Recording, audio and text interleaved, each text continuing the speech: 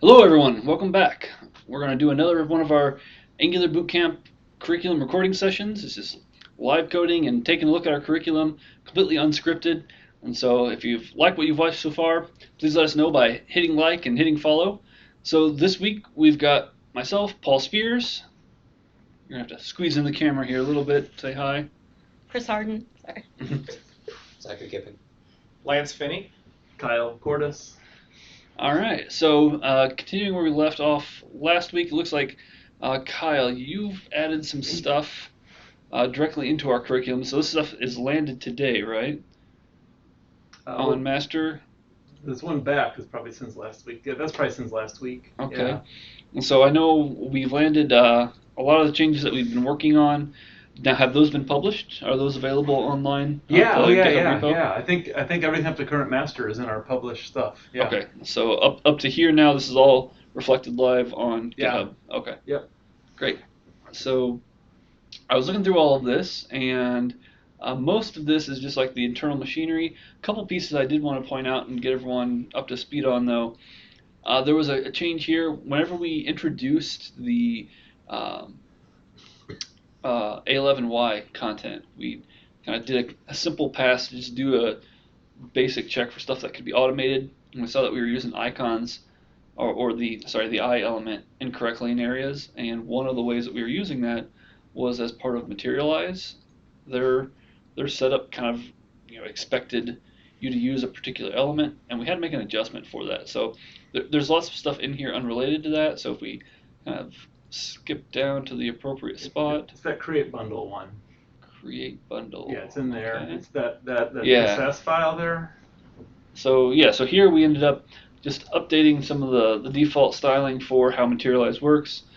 And this all is behind the scenes. Students don't see this, but it's kind of baked in to where we can just have that button realign. Now that we've moved over to spans instead of using the I element that the documentation tells you to use. Yeah, I think the idea was to at least I felt it was better to put in a tiny bit of CSS adjustment and be able to have the HTML we use in class be like what we thought was most accessible. Right.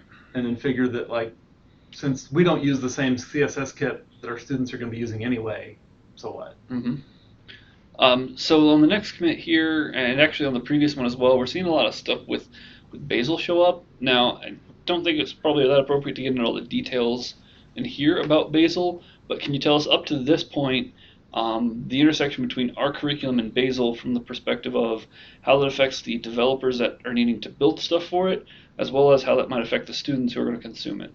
Yeah, so right now, at least historically, we've kind of defined what we want to do to validate each change to our curriculum. And we'd like to do isn't like in a CI way, but like what we really want is for every single example we show to build cleanly, without error, without lint, without any identifiable problems. If you just took what we taught and just like dropped it in a fresh new Angular CLI app, right? Because like we don't want to be like saying, here's a great way to do it, and then somebody puts that code into a brand new CLI app and they get warnings, right? That would be hideous. Come on in. Oh, we have a new entrant joining us. We've done that historically by a couple of us that are kind of guinea pigs with fast computers, just running this CI process that I had scripted using Bash. Right. Anyone wants to know about Bash, go back a few episodes. We did a whole one just working with Bash. And that was not great. It took about a half an hour to run on my MacBook Pro, which was a long time. Yeah. And it's an embarrassingly parallel problem. And so it turns out, for other reasons, we're developing a Bazel class. So we're using it for a bunch of stuff. And so this is one of the things we're using it for. It's like a very embarrassingly parallel CI problem, super amenable to solve this problem with Bazel. And so yeah, we're just going to kind of get used to overlooking some Bazel files that we don't care about as we work. So if I want to make a new item or make a new step, like what do I have to do to make sure I don't break something? If you just go into, bring up the source code and just look at any of the steps, just whatever, and then you need to be on a little newer place in the history so that you see the So I'm on master. Maybe 100 doesn't have it because there's not much there. Oh yeah. We don't publish 100. Yeah, there you go. So take a look at. So there's just this one extra file, and step is not a good name. I might have a better name later, but basically we've managed to not create any excessive duplication just by telling Bazel, hey, to build in here, do this step thing, and that's actually a Bazel macro that's being invoked here. The details of which are far outside the scope of Angular Bootcamp, but. Yeah, if you make a new one, just copy that file to it, and it'll all be okay. So Long story short, all of the steps have this identical file in them. It's all the same information. All the steps that we are intending to CI that they build, they lint clean when plopped onto a fresh new Angular CLI app, all have one of those. Okay. Now where are we at in And the it just process does the things, yeah. of like actually CIing with Bazel? So the CI challenge right now. Again, we're getting a little off into the Bazel weeds, plugging our Bazel class here, oasisdigital.com. By default, with a naive approach, it's quite computationally expensive for Bazel to build all the sandboxes in which it does these compilations. And as I say this, which is obsolete by the time anyone is listening to it or watching it, I currently am solving this by temporarily allocating a machine with 32 cores and 200 gigs of RAM. Awesome. And then just telling Bazel its temp space is a 100 gigabyte RAM drive. Software which needs to do a lot of disk access performs very well when handed a 100 gigabyte RAM drive. We don't currently have the CI machinery because we're doing our CI over in our other favorite company, Atlassian. We're using their product to do our CI, and it has some knobs of how big of an instance. We're not Atlassian, by the way. We're XPM on the other side. Yeah, I think you may have misspoken. They are still, Atlassian is still our favorite issue tracking company because our sister company are experts in that. Just wanted to make sure that people were clear that Oasis Digital is not a division of Atlassian. Oh, we are definitely, they're our favorite issue tracking company. They are not us. Anyway, so we use their Bitbucket pipeline product, and their Bitbucket pipeline product is very, very similar to Circle CI, Travis CI, I think BuildKite, a whole bunch of other ones out there. It has knobs, but it doesn't have a knob that says, I want you to run this CI on a machine with 200 gigabytes of RAM and 32 cores.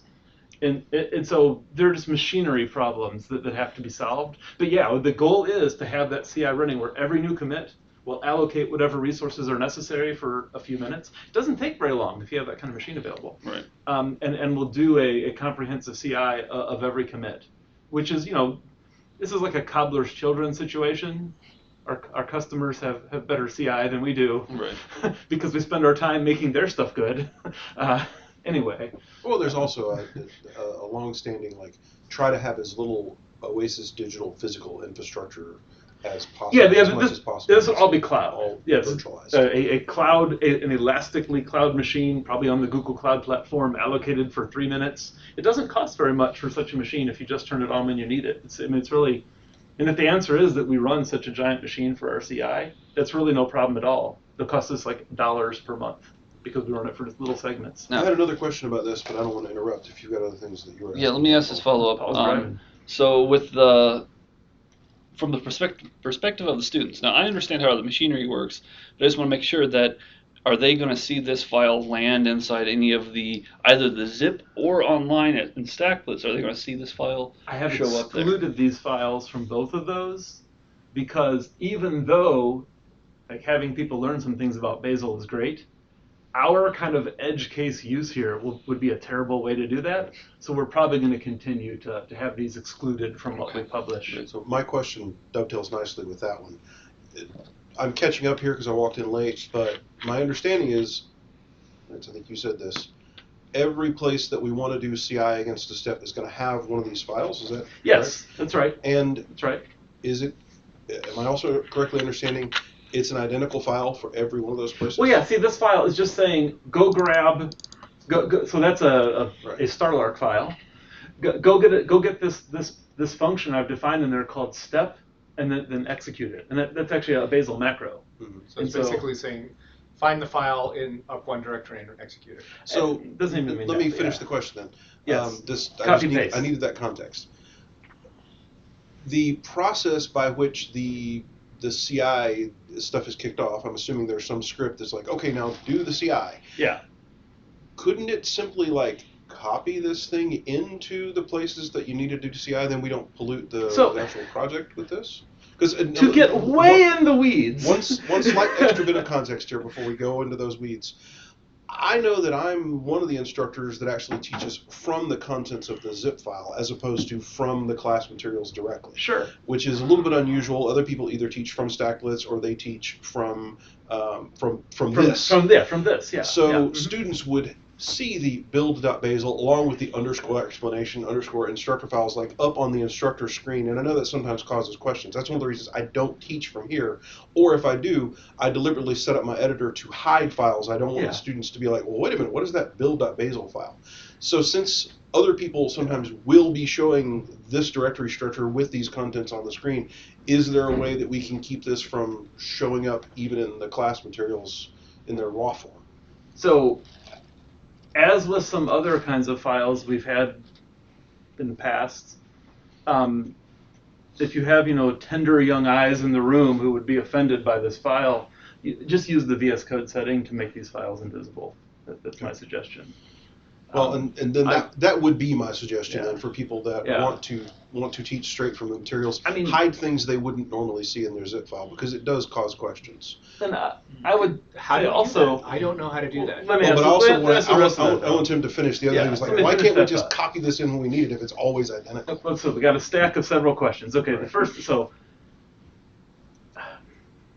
in 2019, pay no attention to the Bazel for file. For viewers at home. That's where we are. Right now, it's November 2019. Pay no attention, there are no Bazel files, I don't know what you're talking about, is workable. But Bazel is coming very, very vigorously into the Angular world now. And I think by sometime in 2020, there won't be anybody who's surprised to see these inexplicable build files floating around.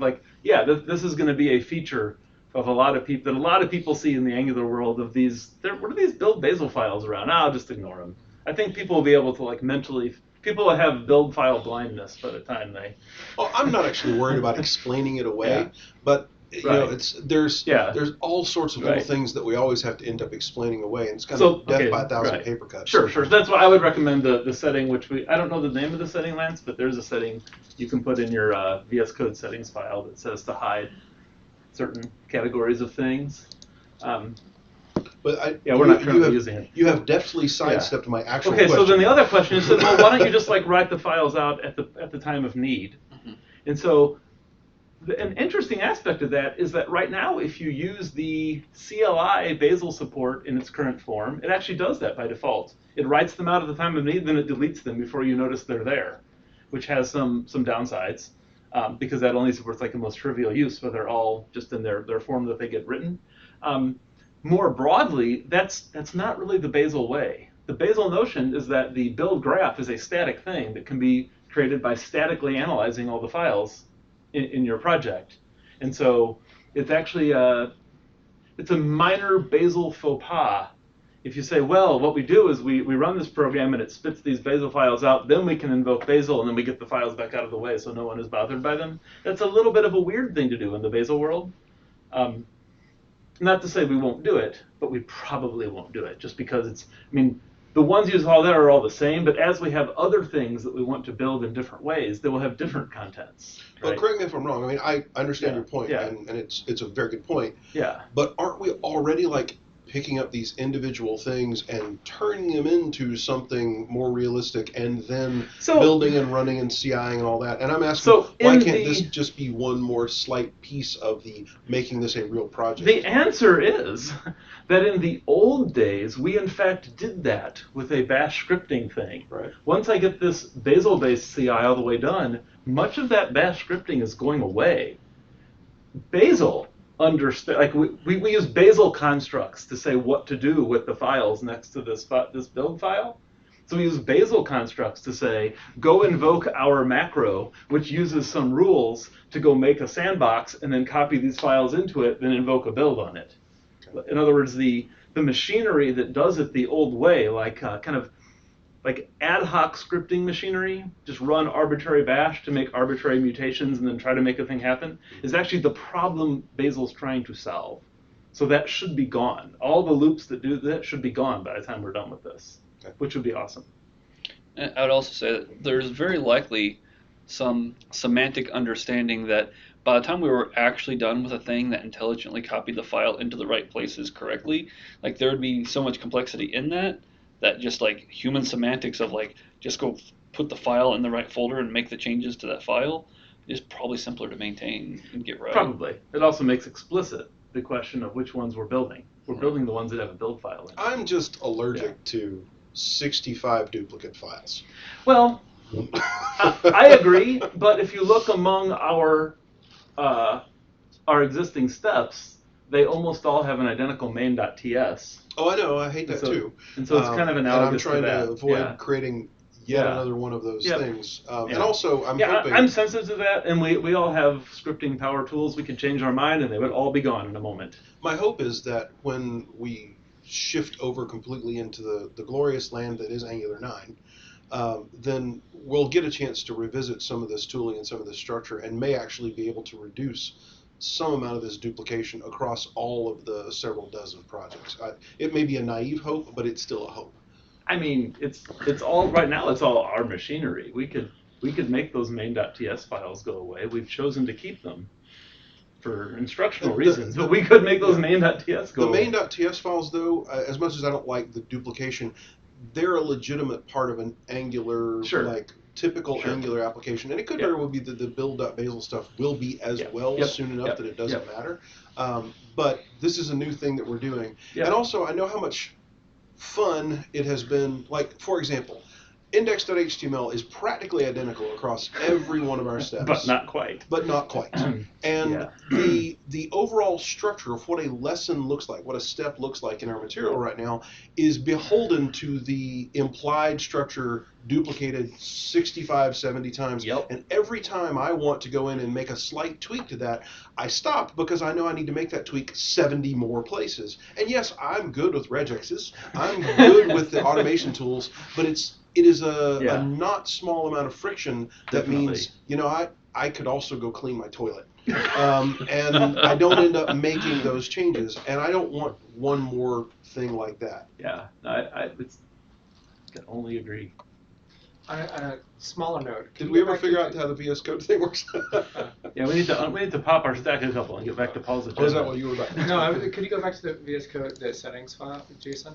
I'm impressed that we have a VS Code setting called VS Code is silly. I saw that too. I don't know what that means, but it makes me happy. I can answer that. If you hover over extra liners, I think it'll give us some context, but you probably have. At the time we started using this setting, you could leave it null, which would default to head, body, and HTML, which yielded formatting we did not like at that time anyway. Or you could give it a list of one or more tags, but you could not give it an empty list. And so you had to just make up. Oh, so that's our setting. You had to just make up at the time. Now this is like 3 years old. We probably adopted it the day after this add-on was published. 3 years ago. There you go. So some of this might not be necessary anymore. So we might be able to replace that with an empty string, but we'd have to go figure out. Like, I don't even know if we're still using that format. That HTML format that may be obsolete now because we're using Prettier. We may be able to delete those things and then also delete our reference to loading the HTML formatter in the first place. And that would be a great task for someone here to take on to try to understand. Don't all of these load by default with VS Code? You don't actually have to go out and ask for these, right? What is your question? Like these formatters here? Oh, yes, that's right. Oh, yeah. And so this is for actually more for students who have VS Code but do not have the recommended plugins. This will give them some additional guidance without the need for extra tooling. If you don't have the recommended plugins. It would definitely be, since VS Code is like the recommended default, if people don't already have a editor ID they're in love with or have the muscle memory for, it's probably worth going in and revisiting the current VS Code recommended configuration, making sure it's completely up to date, this being part of it. Sure. And I am really curious about the setting. as well. The whole how to hide individual files within a tree. Because I know I have my stuff set up that way, but I don't use VS Code. You can use the Googles and you can find Or out quite control easily. comma, we might be able to get pretty quickly. Control comma. Yeah. That come. Oh. But I mean, at least it gives us something to search it. I mean, That might didn't be a you exclude. understand the mnemonic that control comma? There you was go. up? There. That's it. Yes. This is what you need to do. So these are things you don't normally see in your. Yes, track. those are things you don't see. Interesting. So you could type build.bazel right there, and then you would no longer see build.bazel. Do it. Now we're all really curious. Is it really going to work? I would do it for workspace, not user. BZL, right? Oh yeah. I thought it was Bazel. Bazel. There's both BZL and BAZEL, and But And they- remember and they're what- different BAZEL things. is more for workspace, isn't it? what's that? BAZEL is more for workspace, isn't it? So Yeah. What is build files can be named build.bazel, and they are in a format that simply is called, they're a language that simply is called, oh, this is the language of Bazel build files. BZL files are Starlark files, and they are in the Starlark language. Sorry, that's just how it is. That's very great. Might have been written Yeah, he put it in as user. Yeah. What does that mean? that it's going to User affect interface. all of his That's everything on this machine. Oh, I'm not doing it. Do you have to reload? Not But importantly, it means he's not going to accidentally check it into the workspace. Because that check-in is part of the project. So we don't want it in the project. No, I Maybe noticed you all use of these are star, slash. Probably. Yeah, let's all sing that together. Star slash. It's our own. Ah. There you go. yay. Now, no one will be offended So by the this size of a should file. go to the workspace file. Yes, that helps approximately. No, it should not. You don't think so? 8%. I don't want my that concern committed. with this. Oh, I see Yeah, no, what you're we're- saying. Individual users. should- yeah. Like if Right. this is something that you feel is going to cause angst in your class Yes. as an Makes instructor, sense. whereas other instructors might want to like yeah, this is an opportunity to talk about another So aspect. that file is an advertisement for our Building with Bazel class. Yeah. Maybe we'll actually add This is the a comment, block yeah. comment to it. Yeah. To All right, so this is going to go ahead and 65 wrap up times. this particular section. So thanks everyone. You can find all of our Twitter handles down in the description below. So The next te- time we're going to the work on actual technical- Angular code. The technical term, by the way, for the description below is the doobly-doo. the doobly doo it Yes, is. the All doobly-doo. right, thanks again.